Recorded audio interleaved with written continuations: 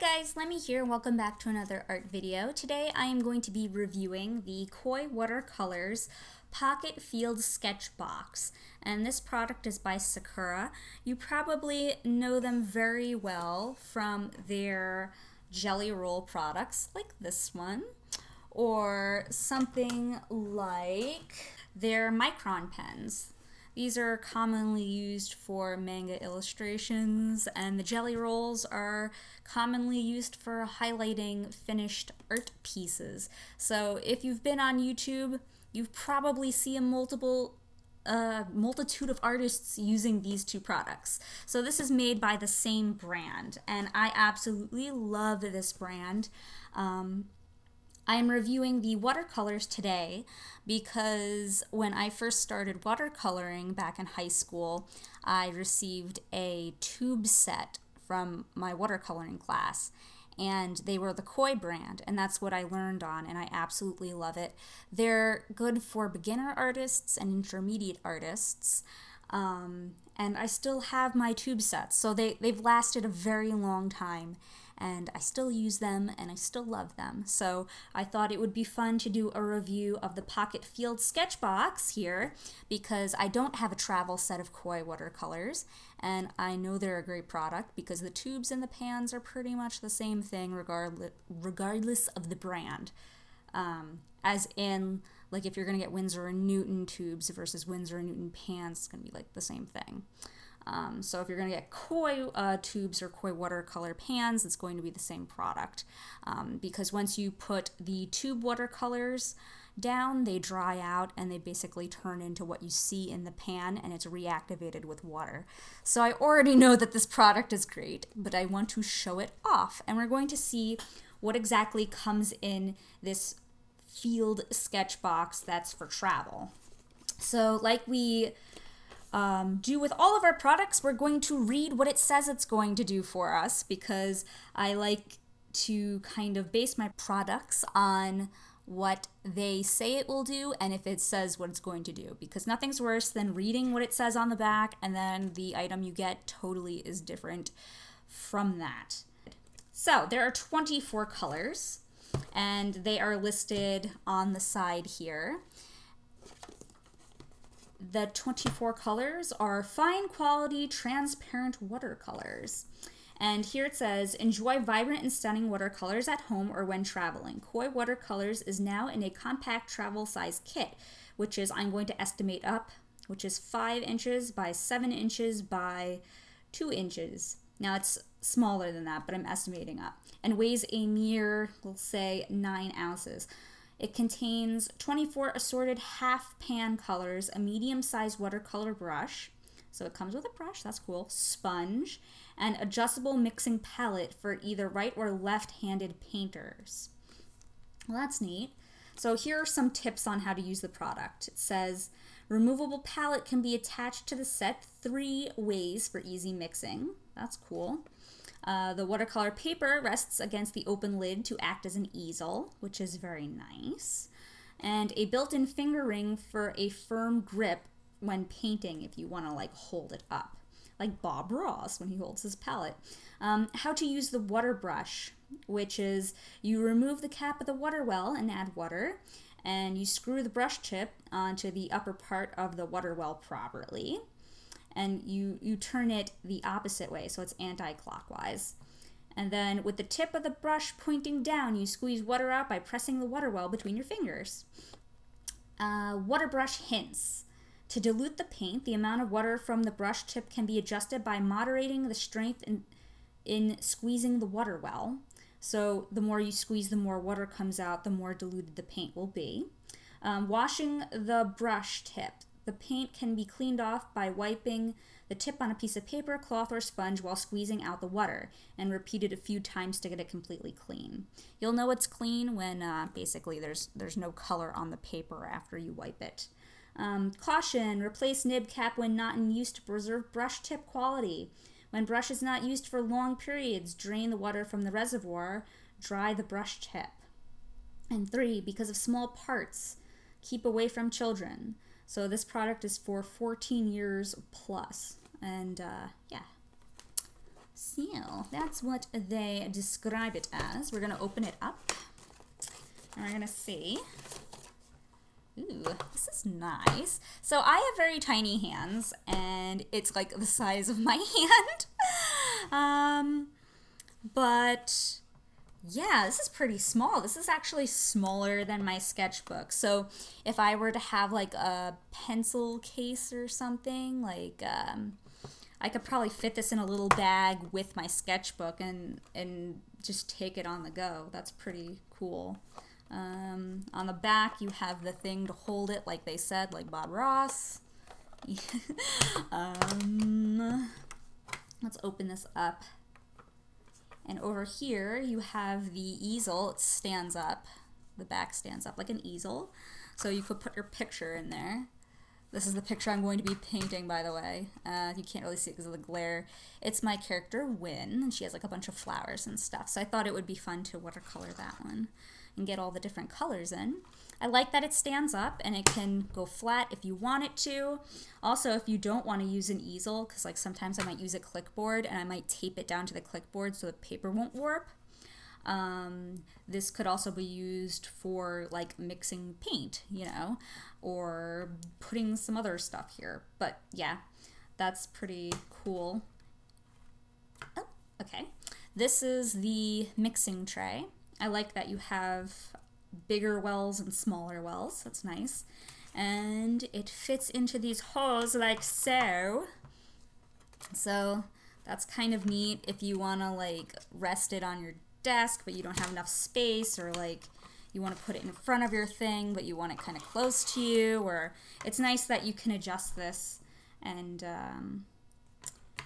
or even like that if you don't want to bother to use that other part. It just kind of like condenses it like that. So that's nice that you can move this around actually.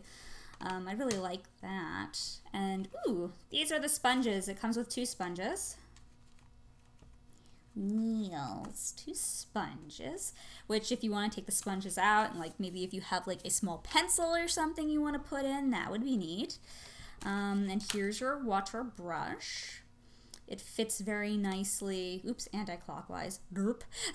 It fits very nicely in there. Now, the only problem I foresee with this is like, if you're out and about, it's like, where do I get the water to put in here? But that's not their fault. But I mean, like, I'd be like, I need water. I guess if you had a water bottle or something. Anyway, as I overanalyze, this is a medium-sized brush, and the tip's very nice, and it comes to a very nice point, as you can see there. So that's pretty cool. Come on, snap back. There we go. And here are our 24 colors. They're very pretty. I think you can actually force this out if you wanted to. I don't think it's supposed to come off, but if you could force it out. Oh, actually, it's kind of neat under here. Oh, I like that. So I don't think you were supposed to do this, but I felt like I could pull it out. But actually, there's like this piece under here, which I think would be great for actually storing a, where do I have? A paper towel or something, because when you're watercoloring, you always want to have like a paper towel or something to dry off your brush if it has too much water on it.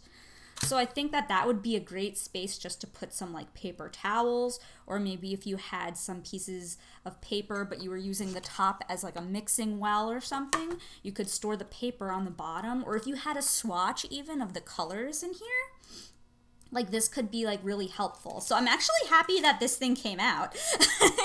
I think that's really cool.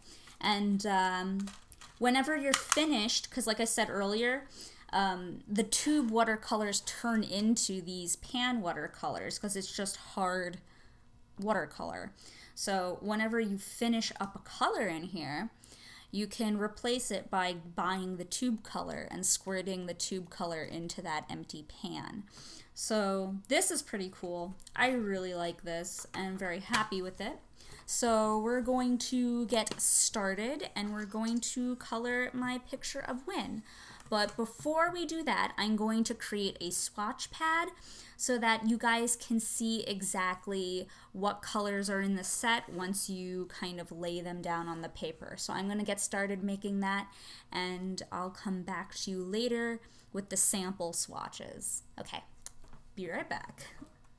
So I decided that I would do the swatch and not record that and just kind of put it on the side of the video so that you can see the pretty colors that come in this set. How I did the swatch was that I simply took the same shape as the pans, and I used a lot of paint towards the left, and then I diluted it with water towards the right side, so you can kind of see how pretty the watercolors look with less water. And I went on the side of the box and I wrote down all the names of the different watercolors so that when one of the pans is missing, or like I'm finished with that paint, I can get a tube refill and fill up that pan. So I wrote down all the names, and yeah, the set has some really beautiful colors, as you can see. I was surprised that there were so many different variations, and they're all very, very, very, very, very pretty. I was very happy. Even the Payne's Gray is really pretty. I've never had a watercolor set that had a gray in it. It's always just been black, and then you add water and you get the gray because of the white of the paper coming through. But Payne's Gray is really pretty, and it's a different kind of, I guess, gray than if you just dilute the black, because I guess it has more blue in it or something like that, but it was just really pretty.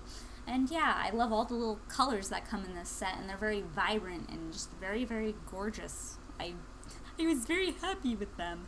And yeah, what I really like about the swatch that I made is that it fits really nicely in the easel section, so that I can prop up the easel and I can easily see what the colors look like and where they are on the palette, so that I can kind of reference it and grab the right color and paint. Now, I want to apologize in advance because I bumped the camera so much in this video. I don't know what was going on, but the way I rigged the camera, it just kept falling over, and I don't know what was going on with it. It didn't want to stay straight on the picture, and I was so frustrated, and I was kind of like not even noticing that it was tilting or moving until it was really bad. Then I would have to correct it. So yeah, it was really frustrating. So my apologies for that. I was really upset with it. I was like, why do you move so much? So a little bit about the picture is that I am painting my character Wynn, and she has teal hair and light blue eyes. So the color combinations that I really like for that is adding like yellow or a yellow green, and I also really like a nice deep red. So I decided to make most of the flowers surrounding her a red color. I didn't choose to put an outfit on her. Instead, I decided to do like tasteful nudity thing where she's like covering up her chest with her arms and her hair's all over the place, but I wasn't really sure if I wanted the hair to be an updraft or if I wanted her to be laying on the ground and her hair is there and she's like in the grass or something like that. So I think I kind of went with the updraft idea.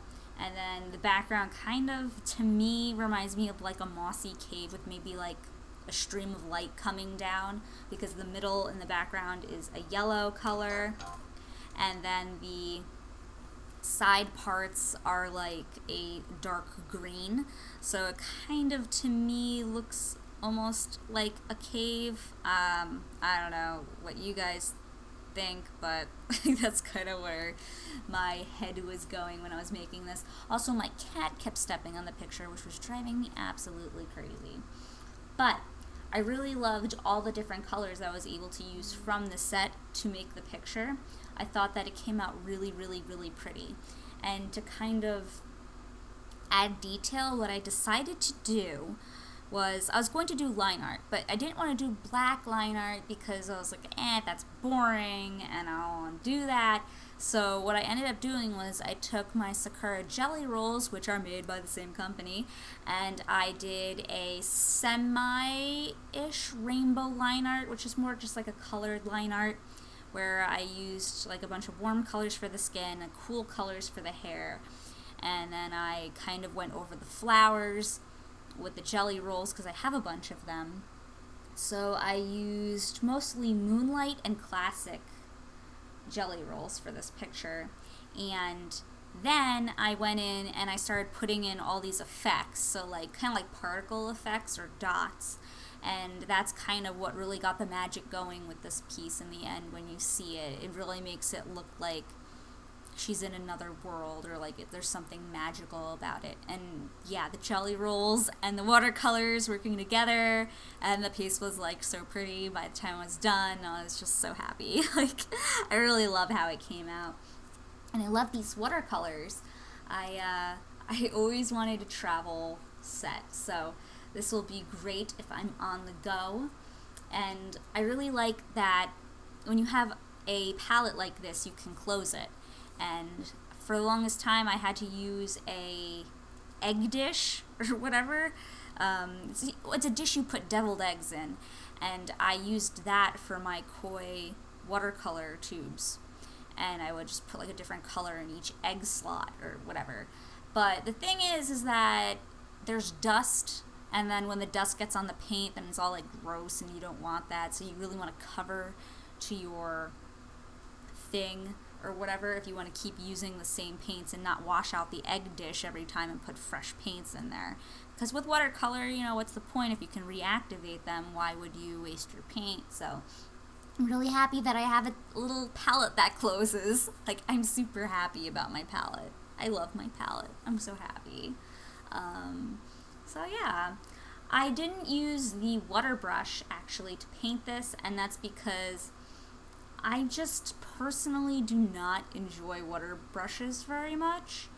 I really like to put the brush in the big thing of water, because then I know exactly how much water is on my brush, how much water I need, and I don't have to squeeze, and I can just kind of like get exactly what I want where I want it. And I don't have like a big water well for my hand. It's just like a small brush, and that's just a personal preference. A lot of people love water brushes, and I can understand why, because they're portable and they have the water in them, and it's like really easy to use and everything like that.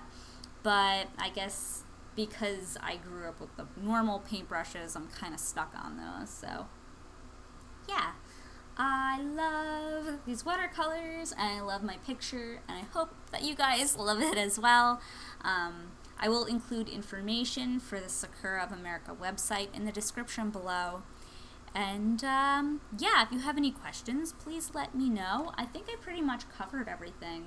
I didn't use the sponges for anything either. I barely ever use sponges, but you can get cool textures from using the sponges.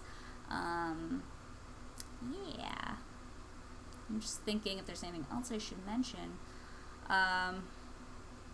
No, I love it. I'm happy. I think that this is great, and it's very affordable. I looked at a bunch of different websites. This set of 24 colors is going for around $20 or so on all the different art websites that I looked at, so it's very affordable.